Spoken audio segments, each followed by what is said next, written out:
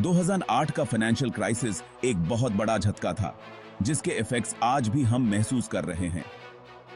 इसकी शुरुआत हुई थी हाउसिंग बबल से, मतलब जब घरों की कीमतें बहुत तेजी से बढ़ने लगी थीं, लेकिन यह टिकाऊ नहीं था। कम इंटरेस्ट रेट्स और आसान लोन मिलने की वजह से यह बबल और फूलता गया। लोग अपनी औकात से ज्यादा का लोन लेके घर खरीदने लगे, ये सोचकर कि बाद में घर की कीमत बढ़ेगी तो रिफाइनेंस कर लेंगे। इससे घरों की डिमांड और बढ़ी और प्राइसेस आसमान छूने लगे। फिर आए स्पेक्युलेटर्स, जिन्होंने सिर्फ मुनाफा कमाने के लिए प्रॉपर्टी खरीदना शुरू कर दिया और जल्दी बेच दिया। ये सब देखकर बबल और फूलता गया, लेकिन ये ग्रोथ अंदर से खोखला था। हाउसिंग बूम की बुनियाद मजबूत नहीं थी, क्योंकि इनकम ग्रोथ और जॉब क्रिएशन जैसे फैक्टर्स टू थिंक द ही नहीं। बस देर सवेर का खेल था, ये बबल फूटना ही था। हाउसिंग बबल के पीछे एक और बड़ा हाथ था सब प्राइम मॉर्गेजेस का। ये लोन्स उन लोगों को दिए जाते थे जिनकी क्रेडिट हिस्ट्री खराब होती थी। लेंडर्स बूमिंग मार्केट का फायदा उठाना चाहते थे, इसीलिए उन्होंने अपने रूल्स रिलैक्स कर दिए और सब प्राइम मॉर्गेजेस देना शुरू कर दिए, जिनमें स्टार्टिंग में इंटरेस्ट रेट्स बहुत कम होते थे। लेकिन कुछ साल बाद ये रेट्स अचानक बहुत बढ़ जाते हैं थे, जिससे मंथली पेमेंट्स बहुत बढ़ जाती थी। जैसे ही इंटरेस्ट रेट्स बढ़ने लगे और हाउसिंग मार्केट ठंडा पड़ने लगा, रीफाइनेंस करना मुश्किल हो गया। सब प्राइम बोरोवर्स अब पेमेंट्स करने में असमर्थ थे और बड़ी संख्या में डिफॉल्ट करने लगे। आग में घी का काम किया डेरिवेटिव्स नाम के कॉम्प्लेक्स फाइनेंशियल इंस्ट्रूमेंट्स ने, खासतौर पर कोलैटरलाइज्ड डेट ऑब्लिगेशंस या सीडीओज ने। ये मॉर्गेजेस का एक बंडल होता था, जिसमें सब प्राइम लोन्स भी शामिल होते थे, जिन्हें इन्वेस्टर्स को बेचा जाता था। इन्वेस्टर्स सीडीओज की तरफ इसलिए आकर्षित होते थे क्योंकि इनमें ज्यादा रिटर्न मिलता था।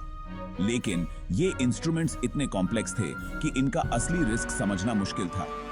जैसे जैसे सब प्राइम मॉर्गेजेस पे डिफॉल्ट्स बढ़ते गए, सीडीओज की वैल्यू गिरती गई। इससे पूरे फाइनेंशियल सिस्टम में एक चेन रिएक्शन शुरू हो गया, जिससे भारी नुकसान हुआ। ग्लोबल फाइनेंशियल सिस्टम आपस में जुड़ा हुआ था, इसलिए यह क्राइसिस पूरी दुनिया में फैल गया। सितंबर 2008 में लीमन ब्रदर्स का गिरना इस क्राइसिस का टर्निंग पॉइंट साबित हुआ। लीमन, जिसने रिस्की एसेट्स में बहुत इन्वेस्ट किया था, लिक्विडिटी क्राइसिस का सामना करना पड़ा क्योंकि इन्वेस्टर्स का भरोसा उठ गया। यूएस गवर्नमेंट ने बेयर स्टर्न्स और एआईजी जैसे इंस्टीट्यूशंस को बेल आउट दिया था, लेकिन लीमन के लिए कोई बायर नहीं मिला और गवर्नमेंट ने बेल आउट देने से मना कर दिया। लीमन के बैंक्रप्सी ने ग्लोबल फाइनेंशियल सिस्टम को हिला के रख दिया। इससे यह साफ हो गया कि कोई भी इंस्टीट्यूशन इस क्राइसिस से सुरक्षित नहीं है। इससे क्रेडिट मार्केट्स ठप पड़ गए क्योंकि बैंक्स एक दूसरे को लोन देने से कतराने लगे। इस कोलैप्स ने मार्केट पैनिक को और बढ़ा दिया और ये डाउनवर्ड स्पाइरल तेज हो गया। फाइनेंशियल क्राइसिस तेजी से वॉल स्ट्रीट से निकलकर मेन स्ट्रीट तक पहुंच गया, जिससे दुनिया भर के बिजनेसेस और लोग प्रभावित हुए। जैसे ही क्रेडिट मार्केट्स ठप्प पड़े, बिजनेसेस को लोन लेने में दिक्कत आने लगी, जिससे लेऑफ्स और क्लोजर्स शुरू हो गए।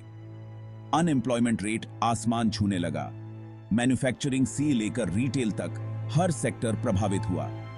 लोगों की जॉब्स और होम्स जाने लगे तो कंज्यूमर स्पेंडिंग में भारी गिरावट आई।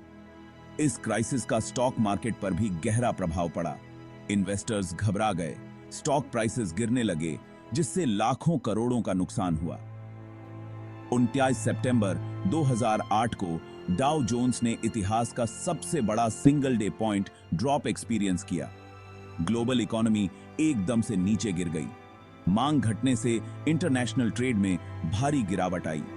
दुनिया भर के देशों को गंभीर रिसेशन का सामना करना पड़ा। इस अभूतपूर्व संकट का सामना करते हुए गवर्नमेंट्स ने फाइनेंशियल सिस्टम को स्थिर करने के लिए असाधारण कदम उठाए।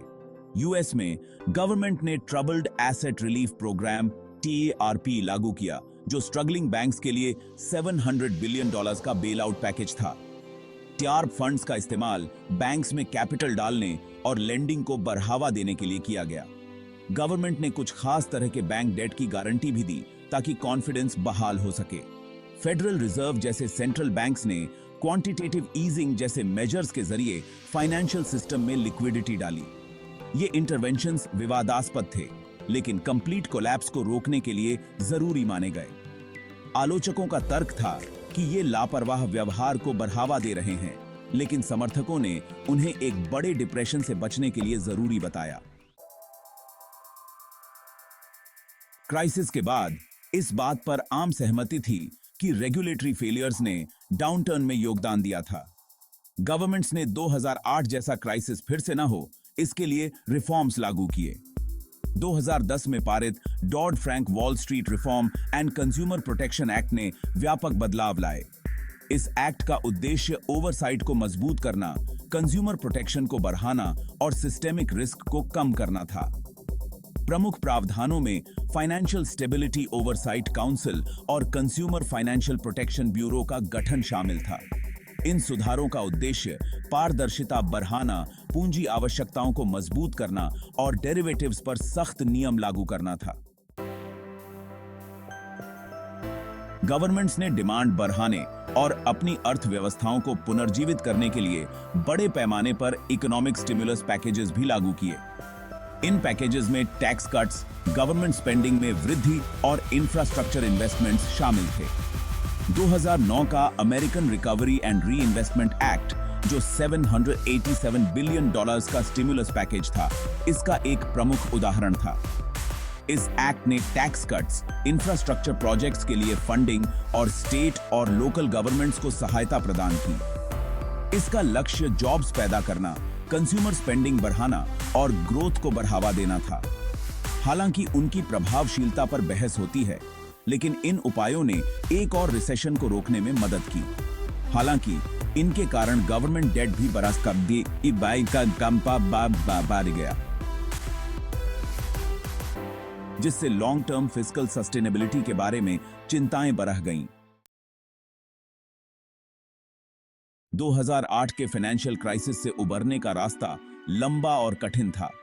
अर्थव्यवस्थाओं को पूरी तरह से उबरने में कई साल लग गए और उसके निशान आज भी दिखाई देते हैं। एक अहम सबक फाइनेंशियल रेगुलेशन और ओवरसाइट का महत्व है। इस क्राइसिस ने अनियंत्रित रिस्क टेकिंग के खतरों और एक मजबूत रेगुलेटरी फ्रेमवर्क की आवश्यकता को उजागर किया। एक और सीख ग्लोबल इकोनॉमी की इंटरकनेक्टेडनेस है। इस क्राइसिस ने दिखाया कि कैसे समस्याएं कितनी जल्दी फैल सकती हैं और इंटरनेशनल कोऑपरेशन की आवश्यकता पर प्रकाश डाला। प्रगति के बावजूद चुनौतियां बनी हुई हैं। शैडो बैंकिंग का उदय, कम इंटरेस्ट रेट्स और बढ़ता हुआ गवर्नमेंट डेट जोखिम पैदा करते हैं। इन चुनौतियों से निपटने के लिए सतर्कता, प्रोएक्टिव पॉलिसी मेकिंग और पिछली गलतियों से सीखने की जरूरत है। 2008 का फाइनेंशियल क्राइसिस आर्थिक इतिहास का एक महत्वपूर्ण मोड़ था। इसने ग्लोबल फाइनेंशियल सिस्टम की कमजोरियों को उजागर किया और गंभीर आर्थिक मंदी का कारण बना। इस क्राइसिस का लाखों लोगों के जीवन पर गहरा प्रभाव पड़ा, जिससे जॉब्स गंवानी पड़ी और घर छिन गए। इसके कारण रेगुलेटरी रिफॉर्म्स की एक लहर भी आई और फाइनेंशियल स्टेबिलिटी पर नए सिरे से ध्यान केंद्रित किया गया। हालांकि तात्कालिक संकट तो टल गया है, लेकिन इसकी विरासत आज भी ग्लोबल इकोनॉमी को प्रभावित करती है। सीखे गए सबक हमें रिस्पॉन्सिबल फाइनेंशियल प्रैक्टिसेस और प्रभावी रेगुलेशन के महत्व की याद दिलाते हैं। आगे बढ़ते हुए सतर्क रहना और एक अधिक लचीला ग्लोबल इकोनॉमी बनाने के लिए मिलकर काम करना आवश्यक है।